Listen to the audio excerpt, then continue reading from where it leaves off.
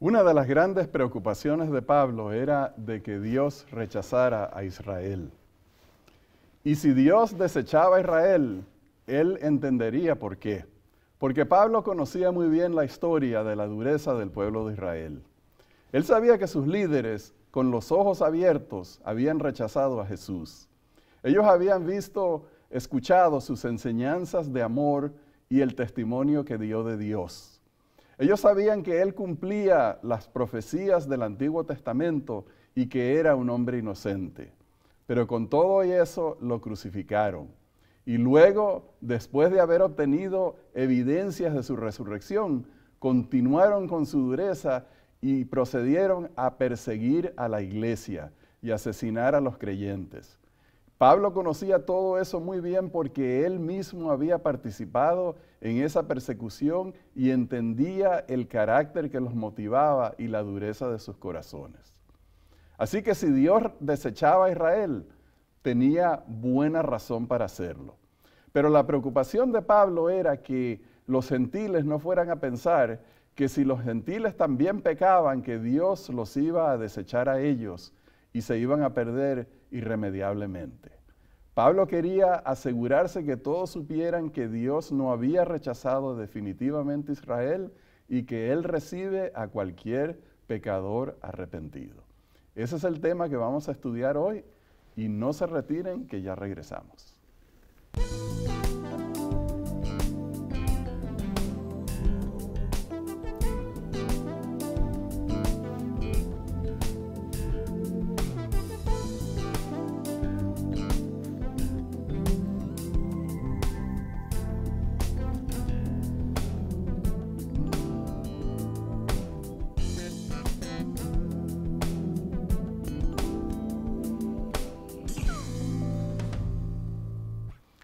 Hola, apreciado hermano Johnny, ¿cómo te encuentras hoy? Un placer estar contigo, Rafael. Siempre procurando estudiar más, siempre Amén. aprender más, ¿verdad? Correcto. Y para poder aprender más tenemos que someternos a Dios. Correcto. Y someternos a Dios lo dedicamos en oración. Amén. Por lo tanto, oremos. Gracias, Señor, por el privilegio de hablar contigo. Pedimos tu dirección, tu bendición y la iluminación de tu Santo Espíritu para entender tu palabra inspirada y revelada. En el nombre de Jesús oramos. Amén. Amén. Amén. Nuestro estudio de hoy lo comenzamos en el libro de Hechos, el capítulo 13. Pablo y Bernabé habían llegado a Antioquía de Pisidia y el primer sábado que estuvieron allí fueron a la sinagoga de los judíos, como era su costumbre, y tuvieron gran éxito. Las personas de la sinagoga estaban muy interesados y les pidieron que regresaran al siguiente sábado. Y entonces encontramos que sucedió lo siguiente. Versículo 44. El siguiente sábado se juntó casi toda la ciudad para oír la palabra de Dios. Pero viendo a los judíos la muchedumbre, se llenaron de celos y rebatían lo que Pablo decía, contradiciendo y blasfemando. Entonces Pablo y Bernabé, hablando con valentía, dijeron: a vosotros, a la verdad, era necesario que se os hablara primero la palabra de Dios. Pero puesto que la desecháis y no os juzgáis dignos de la vida eterna, nos volvemos a los gentiles. Bien, Johnny, entonces esta es una reacción que tuvieron los judíos de la sinagoga motivada en sentimientos no muy buenos. Me imagino lo siguiente. Cuando ellos ven a todas estas personas que son de las religiones paganas, que son de esas culturas grecorromanas, que se estaban interesando en el mensaje de Dios, empezaron a pensar algo como: nosotros no podemos permitir que estas personas entren en la fe de Abraham. Porque se creían superiores. Porque no, son personas que no comen como nosotros, son personas que no están circuncidados, son personas que no leen las Escrituras. No guardan el día sábado. Tampoco, y vienen de esas costumbres paganas que a ellos les molestaba tanto. Y por lo tanto se rebelaron contra Pablo y Bernabé y y no querían nada con ellos ya. Y entonces viene esa... Y con razón, Rafael, si hubiera sido una iglesia adventista hoy, hubieran hecho la misma cosa. Pues Johnny, yo siempre he sospechado o me he preguntado cuál sería la reacción si de repente en una iglesia adventista empezaran a llegar el sábado la gente indigente que vive en la calle y vinieran a encontrar aire acondicionado, calefacción, a encontrar comida en las comidas que se hacen después de la iglesia. ¿Cuál sería la reacción de los miembros de la iglesia? Y esta es paralelo la situación, porque son personas despreciadas. Sí. Y tú y yo tenemos que hacernos esa pregunta, ¿cuál sería tu reacción? Porque no hay diferencia entre la experiencia de Pablo y los gentiles y los judíos con la experiencia tuya y mía en nuestra iglesia, recibiendo a aquellos que tienen que recibir la palabra de Dios. Pero Rafael, la clave de todo esto está en lo que dice Pablo, en lo que estaba escrito en el libro de Hechos, que ellos habían rechazado la palabra de Dios. Sí. Es decir, que el asunto no estaba en que los gentiles eran buenos o eran malos, porque tanto los gentiles como los judíos eran malos.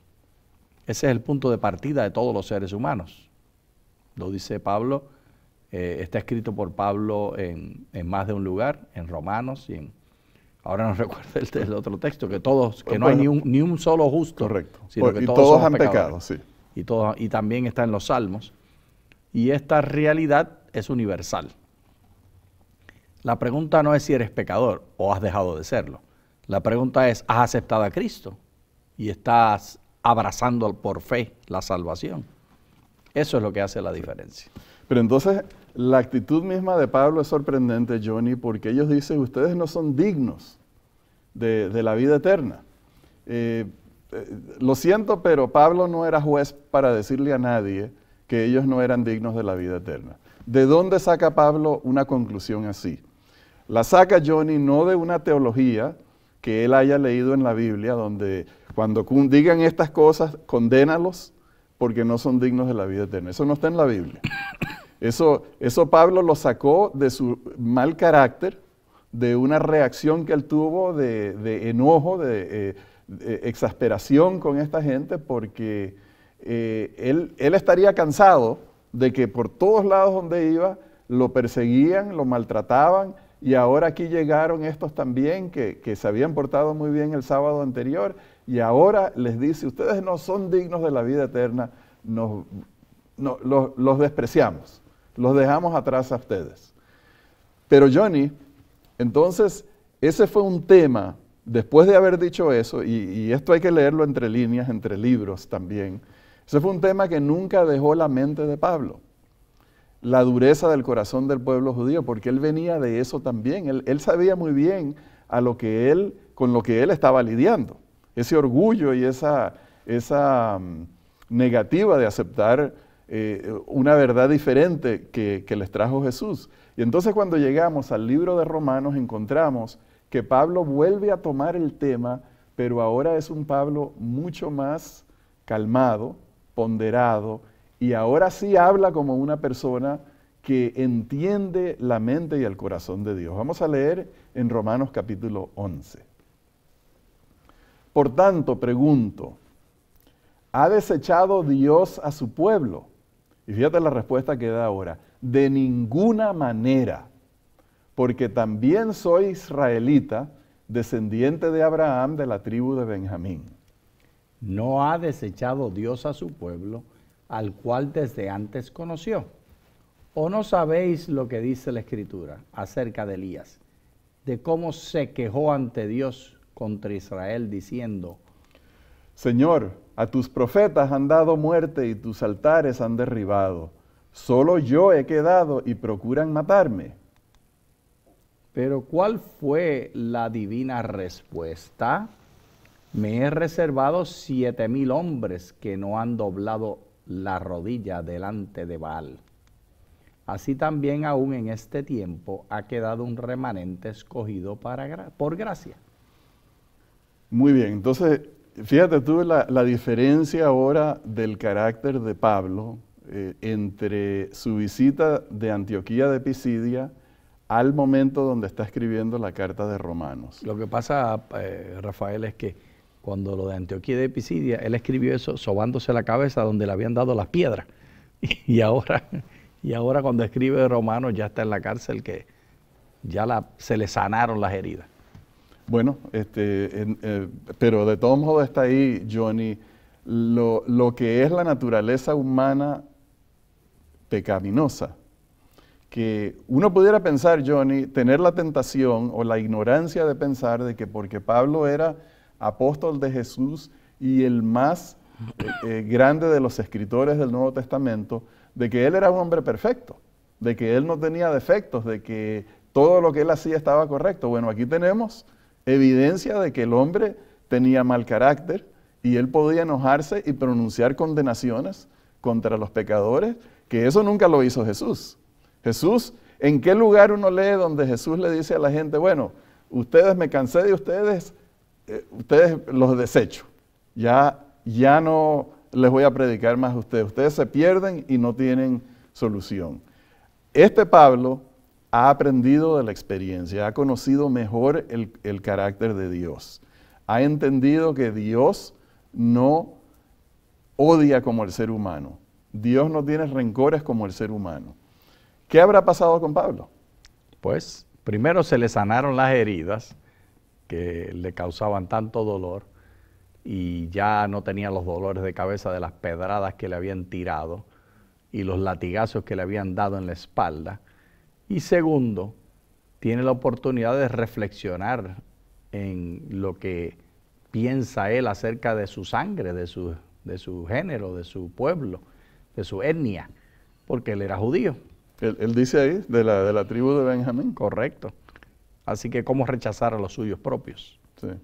Pero entonces fíjate tú que él dice, de ninguna manera, porque yo también soy judío de la tribu de Benjamín. O sea, como queriendo decir, la prueba de que Dios no ha rechazado a los judíos soy yo. Exacto.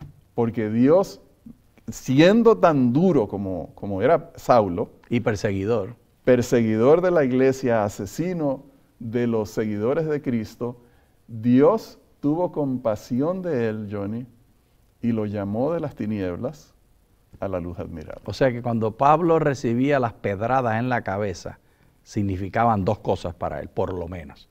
Una, un recordativo de la maldad de su propia conducta y de la ineficiencia de los que estaban apedreando, porque el apedrear no era para darle dolor de cabeza, ¿era para qué, Rafael? Para matarlos. Sí, pero lentamente. Y lentamente, pero matarlo, pero a Pablo no lo mataron, así que fracasaron, él era mejor apedreador que ellos. Así que está pensando él en el dolor de sus pedradas y está pensando él en su propia vida y cómo Dios lo aceptó a él. La misericordia y el enojo contra los que lo apedrean están entrelazadas, basado en su experiencia personal. Y eso sucede contigo y conmigo.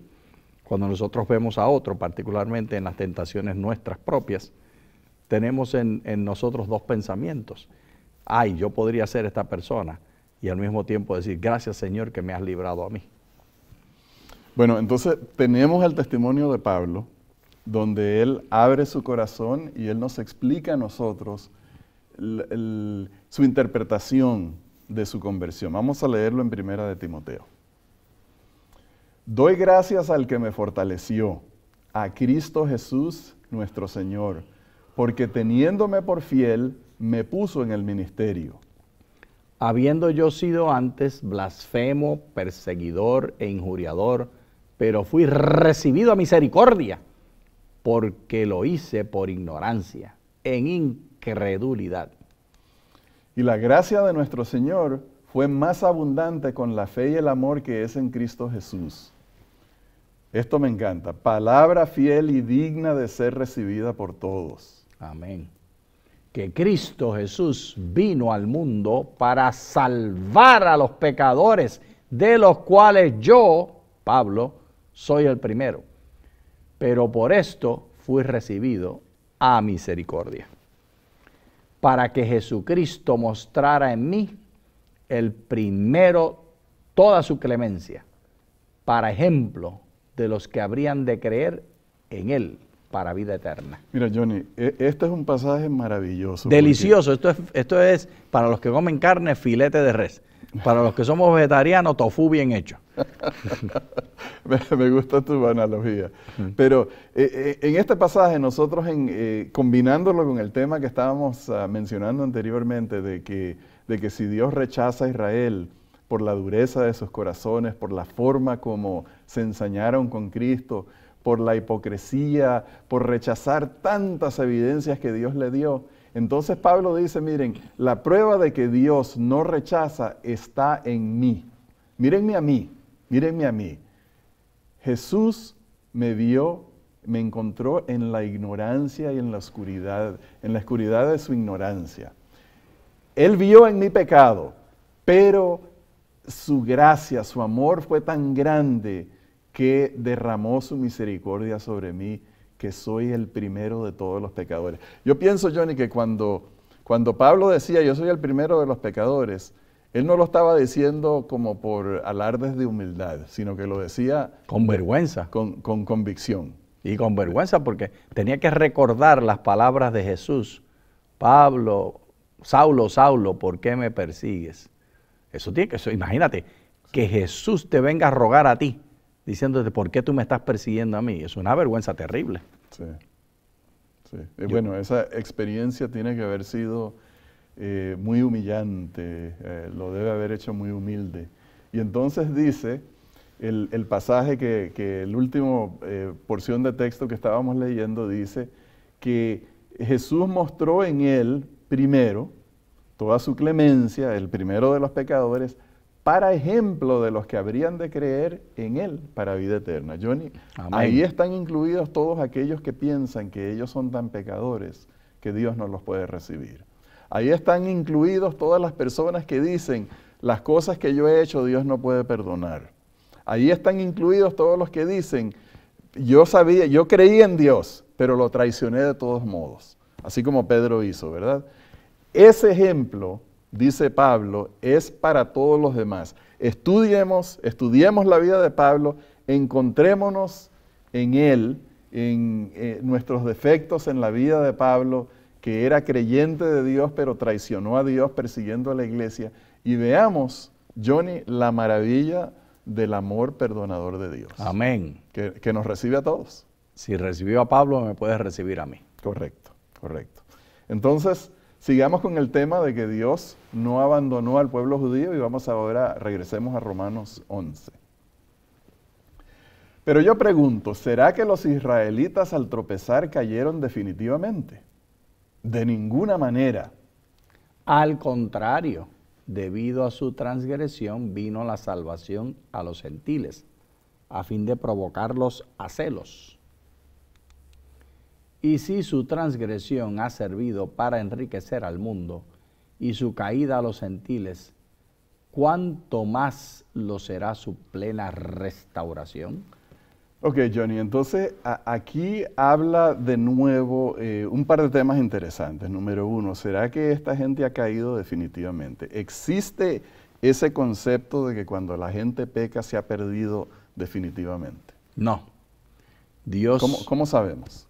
Por las palabras de Jesús y por la vida de todos los que la Biblia llama santos. Si leemos Hebreos 11 y repasamos en el Antiguo Testamento la vida de cada uno de estos personajes, por ejemplo, David, el hermano David estuvo cometiendo pecados toda su vida.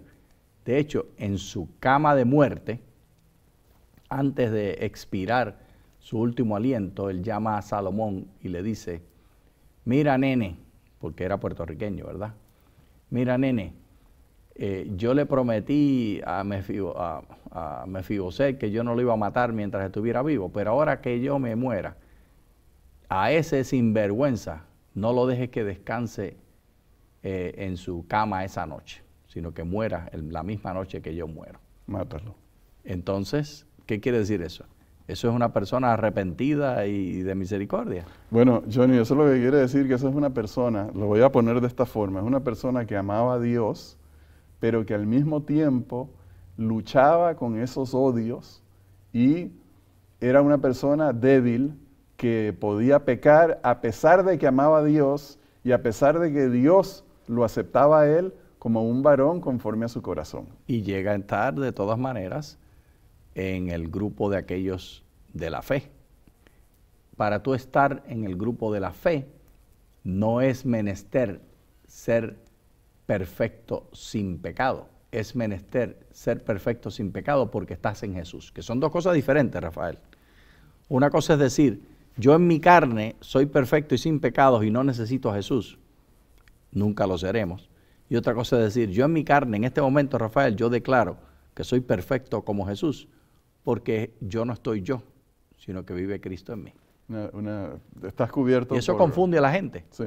Porque entonces se atribuyen lo que le toca a Jesús, se lo quieren atribuir al pellejo, a la carne.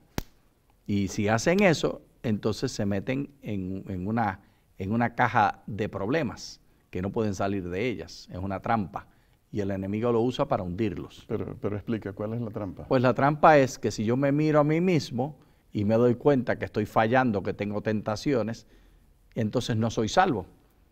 Y si no soy salvo, estoy perdiendo el tiempo, cometí el pecado imperdonable y me voy al mundo. Pero eso es un enfoque equivocado porque te estás mirando a ti mismo. Exacto. Por eso yo puedo decir que soy justo y sin pecado porque miro a Cristo y Cristo vive en mí. Y Él es la esperanza de gloria. Pero eso no quiere implicar que la carne mía no peca, ni tiene tendencia al pecado, ni sigue teniéndolo, ni sigo pecando. Idem justus et peccator, lo dijo Martín Lutero, al mismo tiempo justo y pecador. Es una forma teológica de explicarlo, como padre de la Reforma, Martín Lutero. Johnny, hay un tema que es bastante difícil de explicar, es confuso. En este versículo 12, Pablo dice, si su transgresión ha servido para enriquecer al mundo, está hablando del pueblo judío, y su caída sirve para enriquecer a los gentiles, ¿cuánto más lo será su plena restauración? Muchas iglesias evangélicas interpretan esto como una profecía de que Israel será restaurado, todos los judíos se van a salvar, y que, o sea, que hay un regreso a las promesas de Dios de que el pueblo de Israel es el pueblo escogido de Dios. Y que es un pacto con Jerusalén en el centro. También, eso va junto con eso. Y entonces es difícil explicar eso. Obviamente Pablo está hablando de que si cuando cayó Israel, o sea, dejó de ser ese pueblo escogido de Dios y entonces el evangelio va a los gentiles y todos los que de entre los gentiles aceptan el mensaje de Dios ahora son los hijos espirituales de Abraham, entonces eso se convierte en el nuevo pueblo de Israel. Pero Pablo ve como que hay una restauración física de Israel. O sea que él no puede, él como ser humano y judío, él no puede acostumbrarse al pensamiento de que Israel dejó de ser el pueblo de Dios y que bueno, no están perdidos definitivamente, porque él es la prueba de que si un judío cree en Jesús, pues Dios lo recibe. Pero ya esa cuestión, esas creencias de genética, de que porque yo soy de la raza de Abraham, voy a ser salvo, o ya estoy salvo por cuestión de sangre, eso no es, nunca ha sido una enseñanza de la Biblia, es por fe. Y esta fe es la que va a dar restauración al pueblo de Israel y volverá a Jerusalén a ser el centro, pero ya no la Jerusalén de Palestina que está siendo ocupada por los judíos en el territorio que le toca a los palestinos, no es Israel, es la nueva Jerusalén que descenderá del cielo de Dios y ese es el pueblo judío que va a ser restaurado. Los que se restauran son los que están en la fe. La fe de Abraham. O sea que se salta de una geografía del cercano oriente a una geografía de la nueva Jerusalén que descenderá del cielo. Lo que es ser judío se redefine. Ya no más únicamente los de la sangre, con todos los que acepten el paquete de leyes de ellos, sino que ahora es los que están en Cristo Jesús, que han recibido el Espíritu Santo y descienden a recibir la nueva Jerusalén cuando la nueva Jerusalén desciende. Los que resucitan seremos llevados y los que son transformados seremos llevados. Bien, vamos a continuar con los argumentos de Pablo en Romanos 11. Dice Pablo, si las primicias son santas, también lo es la masa restante. Y si la raíz es santa, también lo son las ramas. Si alguna de las ramas fueron desgajadas y tú, siendo olivo silvestre, has sido injertado en lugar de ellas y has sido hecho participante de la raíz y de la rica savia del olivo, no te jactes contra las ramas. Y si te jactas, recuerda que no sustentas tú a la raíz, sino a la raíz a ti. Johnny, aquí hay algo interesante porque Pablo habla acerca de Israel como ese olivo de Dios y que los nuevos creyentes, los que no son gentiles, son olivos silvestres que han sido injertados en ese olivo y que algunas ramas, no todas, algunas ramas han sido sacadas. Y entonces, toda esta analogía como para entender, Johnny, que primeramente no es todo la nación de Israel la que se ha perdido, algunas ramas. O sea, que ahí están las personas que son incrédulas, las personas que resisten el llamado del Espíritu Santo, las personas que ven las evidencias de Cristo como Mesías y Salvador del mundo y lo rechazan por su política y sus intereses propios. Esas personas son rechazadas, pero nosotros que hemos sido injertados, porque lo que está diciendo ahí es que nosotros, número uno, somos olivos silvestres. No pertenecemos a ese olivo original, pero cuando somos injertados, participamos de esa savia rica, que yo interpretaría es toda esa cultura que Dios les dio al pueblo judío de pueblo escogido, nación santa, y por eso es que esas promesas que Dios le dio al pueblo de Israel a través de Moisés y otros profetas, de que ellos eran un pueblo escogido, se han transportado a todo el que cree, a todo el que acepta. Amén. Y por lo tanto ya no hay ni varón ni hembra, ni griego, ni judío, ni rico, ni esclavo, libre y esclavo, sino que todos somos uno en Cristo. Por el bautismo. Por la fe, por el bautismo, estamos injertados. Entonces, por lo tanto, que no nos jactemos, o sea, no es que nosotros los cristianos vamos a pensar, bueno, Dios rechazó a los gentiles y ahora somos nosotros, a los judíos, y ahora los gentiles somos el pueblo escogido de Dios. No, es que venimos a participar del mismo plan de redención que Dios siempre había diseñado desde el principio con el pueblo judío. Y que siempre estuvo basado en una relación personal con Él. Y esa relación personal con Él la podemos tener nosotros ahora. Y siempre estuvo basado en una geografía, primero de una Jerusalén en el Medio Oriente y ahora de una Jerusalén que descenderá del cielo. Pero es geografía de todas maneras, nos toca heredar esa ciudad. Y tú y yo somos invitados a las cenas del Cordero cuando heredaremos la nueva Jerusalén. Yo quiero estar allí, Rafael. Amén, amén. Todos estamos invitados, tenemos un vestido que ponernos, que Dios provee gratuitamente para todos. Pero espérate, ¿quién somos nosotros en esas cenas del Cordero? El novio. La esposa, Digo, somos la esposa. Gracias por aclarar. El machismo al amor te hizo decir el novio. Confusión. Bien, Johnny, quisiéramos poder seguir conversando de este tema, pero se nos ha acabado el tiempo repentinamente. Gracias, queridos hermanos, por acompañarnos en este estudio. Muchas gracias.